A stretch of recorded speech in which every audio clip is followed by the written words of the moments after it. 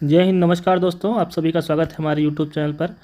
आज के इस वीडियो में हम बात करने वाले हैं मई के करंट अफेयर का पार्ट 2 आप सभी के लिए लेके आ गया हूं। इसके पहले वीडियो मैंने पार्ट 1 अपलोड किया है, जिसमें 15 क्वेश्चंस मैंने किए थे ऑब्जेक्टिव टाइप के। दोस्तों, इस प्रकार की वीडियो सीरीज़ आपको पसंद आ रही है तो एक बार कमेंट जरूर करें, प्रश्नों का स्तर कैसा है ये भी कमेंट करके बताएं। और ये जो वीडियो है करंट अफेयर है, आपको सीजी पुलिस के आने वाले जो एग्ज़ाम है, या छत्तीसगढ़ व्यापम हो गया, या रेलवे के जो एग्ज़ाम हो गया, किसी भी एग्ज़ाम में जहाँ पे करंट अफेयर का कुछ पार्ट होता है वहाँ पर आपको मदद मिलेगी इस वीडियो से। चलिए वीडियो शुरू करते हैं। और आज का पहला क्वेश्चन लेके आए हैं आप सभी के लिए। हाल ही में आए चक्रवात रेमल को किस देश द्वारा नामित किया गया है? मतलब रेमल यह जो नाम है किस देश के द्वारा दिया गया है? पश्चिम बंगाल और बांग्लादेश में काफ़ी तबाही मचाई है इसने अभी हाल ही में। तो ऑप्शन यहाँ पे बांग्लादेश, ओमान, पाकिस्तान और ईरान, किस देश के द्वारा यह नाम पड़ा है? राइट आंसर है option number B, Oman. Oman के द्वारा यह नाम दिया गया है। देखते हैं थोड़ा डिस्क्रिप्शन। तो ओमान आया है, कहाँ पर आया? बंगाल की खाड़ी में आया है, ठीक है। और ये पहला प्री मानसून है बंगाल की खाड़ी में। और रेमल का जो अर्थ होता है अरबी भाषा में रेत होता है, ठीक है। ओमान के द्वारा यह दिया गया है।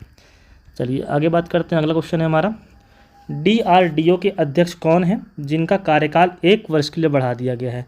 इंपॉर्टेंट ये नहीं दोस्तों कि कार्यकाल बढ़ा है, कि इंपॉर्टेंट ये है कि इनके अध्यक्ष कौन है, ठीक है।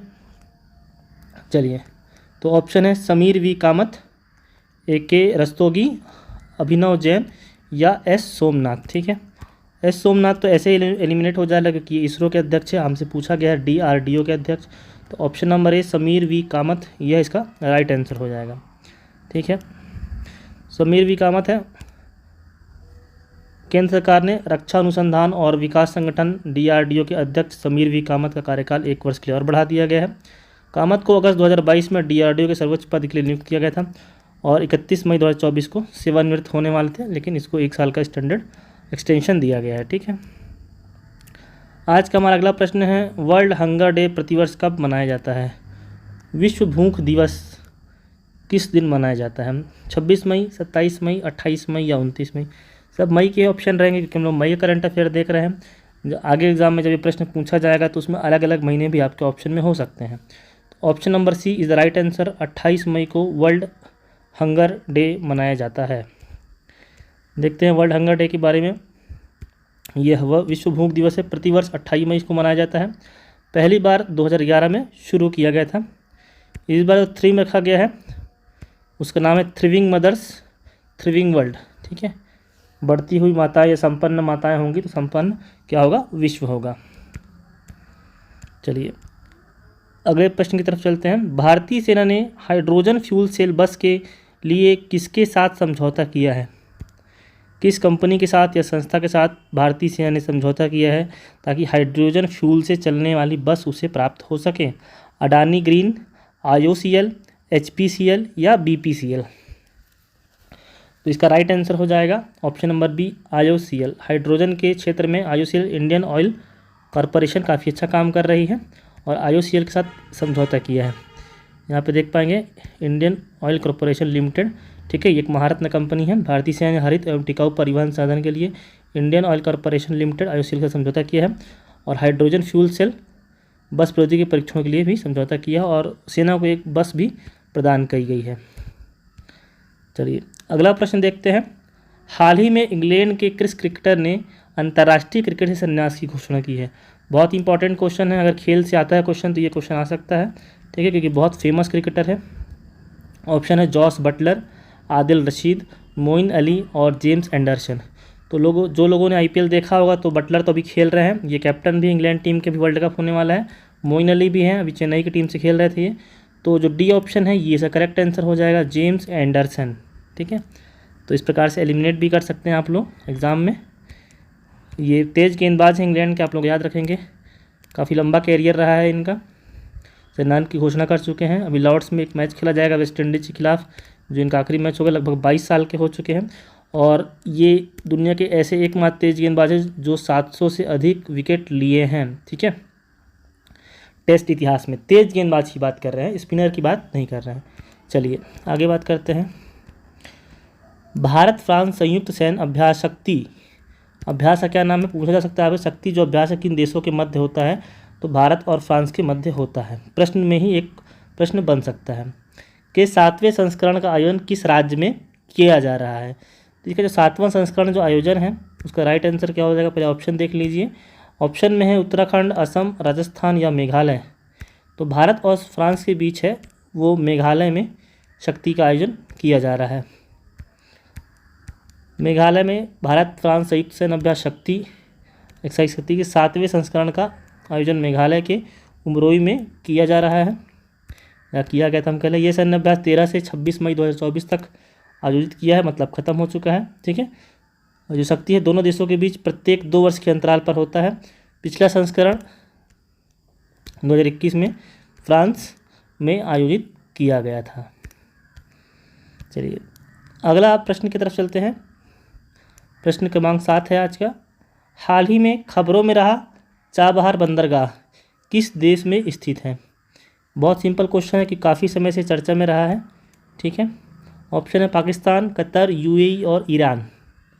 यह इसलिए इम्पोर्टेंट है क्योंकि ये जो चाबहार बंदरगाह है भारत का स्वामित्व वाला है, भारत इसको बना रहा है और ये एक दूसरे देश पर है।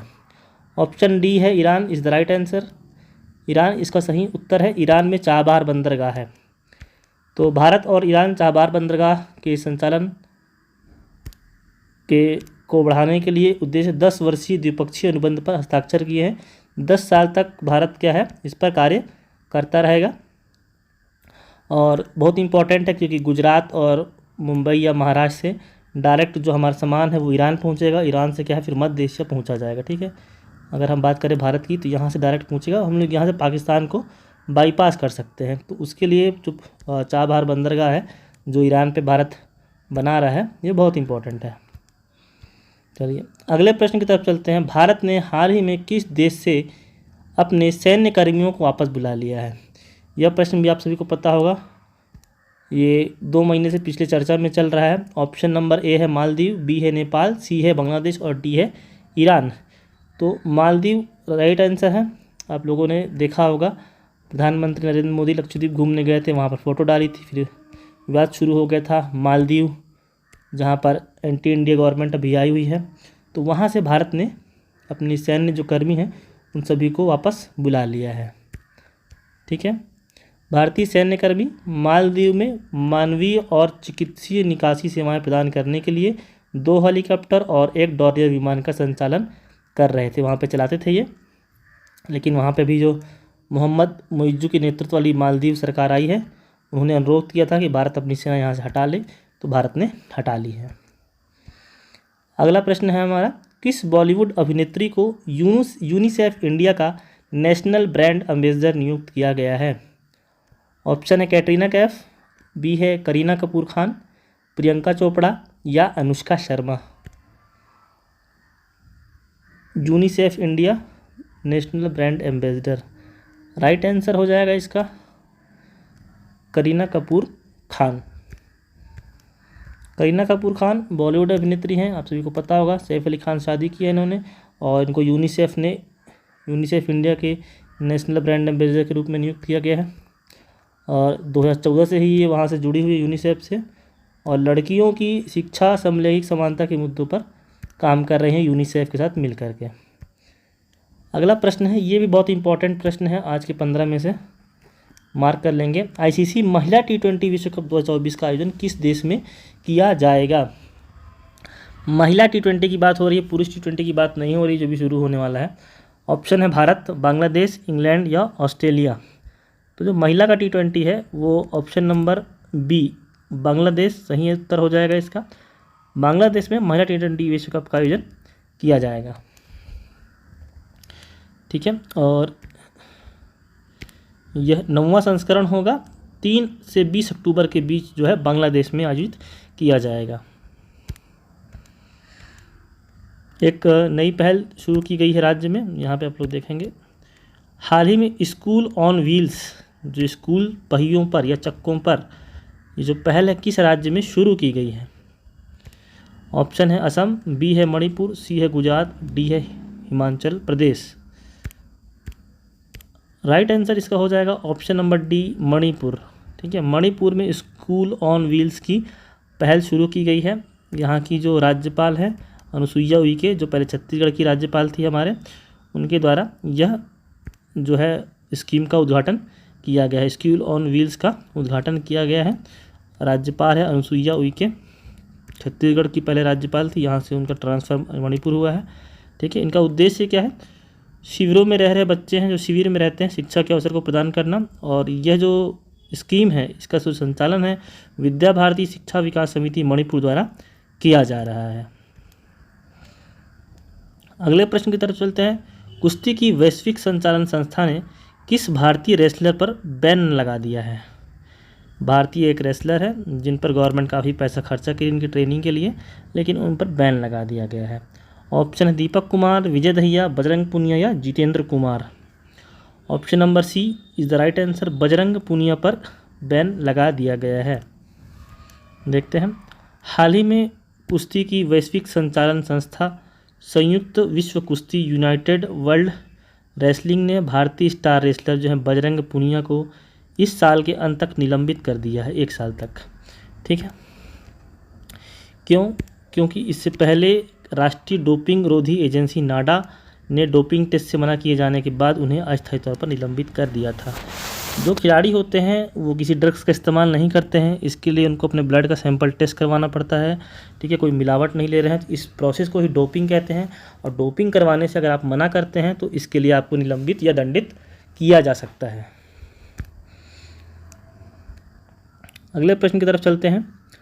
हाल ही में खबरों में रहा शिंकुला पास किस राज्य में स्थित है? शिंकुला पास से प्रश्न पूछा गया है, ये इंडियन ज्योग्राफी से संबंधित है करंट अफेयर में।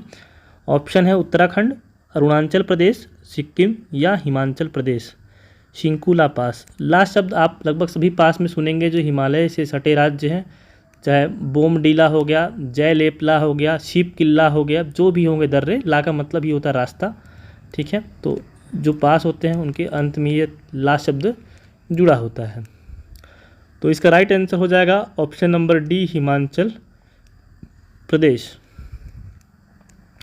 हिमाचल प्रदेश सीमा सड़क संगठन, BRO जिसको कहते हैं, इंग्लिश में बॉर्डर रोड ऑर्गेनाइजेशन कहते हैं, शिंकुला टनल का निर्माण शुरू करने की तैयारी कर रहा है। इस टनल का निर्माण शिंकुला पास के नीचे आवागमन के लिए किया जाएगा। वहाँ पर ठंड के समय में जो रास्ता है वो बाधित हो जाता है, जिसके चलते वहाँ पे नया बनाया जाएगा। तो शिंकुला पास है हिमाचल प्रदेश की लाहौल घाटी, ठीक है, और लद्दाख की जास्कर घाटी के बीच 16,580 फीट की ऊंचाई पर यह स्थित होगा। एक नया टनल बन रहा है बॉर्डर रोड ऑर्गेनाइजेशन के द्वारा। आज का सेकंड लास्ट क्वेश्चन है 14वें नंबर का। इंटरनेशनल इलेक्शन विजिटर्स प्रोग्राम के तहत भारत ने कितने देशों को चुनाव प्रबंधन निकायों को आमंत्रित किया है? भारत में भी जो लोकसभा के चुनाव हुए हैं, लोकसभा के, उस चुनाव को देखने के लिए भारत के बाहर से बहुत सारे देशों के जो निकाय थे उनको आमंत्रित किया, बुलाया गया कि आप हमारे यहाँ आइए और हमारा इलेक्शन देखिए। तो नंबर है 23, option number B right answer है। 23 निकायों को बुलाया गया है। भारतीय निर्वाचन आयोग ने देश में चल रहे इंटरनेशनल इलेक्शन विजिटर्स प्रोग्राम के तहत 23 देशों के चुनाव प्रबंधन निकायों से 75 राष्ट्रीय अंगतों को निमंत्रित किया है। ठीक है, कुल 75 लोग आए हैं 23 देशों के। चलिए, आज का लास्ट और इम्पोर्टेंट और अंतिम क्वेश्चन है हमारा, बहुत इंपॉर्टेंट है ये। ICC पुरुष T20 वर्ल्ड कप 2024 का ब्रांड एम्बेसडर किसे बनाया गया है? आप सभी को पता है ये जो T20 वर्ल्ड कप है अमेरिका मतलब USA और वेस्ट इंडीज़, ठीक है, वेस्ट इंडीज में खेला जा रहा है। तो इसका ब्रांड एम्बेसडर कौन है? ब्रांड एम्बेसडर के लिए ऑप्शन है गौतम गंभीर, युवराज सिंह, राहुल द्रविड़ और सचिन तेंदुलकर। तो इसका राइट आंसर हो जाएगा option number B, Yuvraj Singh. ठीक है, यहाँ पर आप लोग देखेंगे अंतर्राष्ट्रीय क्रिकेट परिषद ICC ने भारत के दिग्गज पूर्व क्रिकेटर युवराज सिंह को ICC T20 विश्व कप 2024 का ब्रांड एम्बेसडर नियुक्त किया गया है। ठीक है, इससे पहले ICC ने क्रिस गेल और हुसैन बोल्ट को T20 विश्व कप 2024 का ब्रांड एम्बेसडर नियुक्त किया गया था। और जैसे मैंने बताया इसका जो आयोजन है वेस्ट इंडीज और USA की संयुक्त मेज़बानी में किया जाएगा। तो दोस्तों, आज की मैंने 15 क्वेश्चन कवर कर दिए हैं करंट अफेयर के। आपको वीडियो कैसा लगा? शेयर कीजिए मत कीजिए, लाइक कीजिए मत कीजिए, लेकिन कमेंट करके ज़रूर बताइए कि क्वेश्चंस का लेवल कैसा है आने वाली वीडियो पे मैं और भी क्वेश्चन आप सभी के लिए लेकर के आऊँगा। मिलता हूँ आपसे अगले वीडियो में, तब तक धन्यवाद। जय हिंद।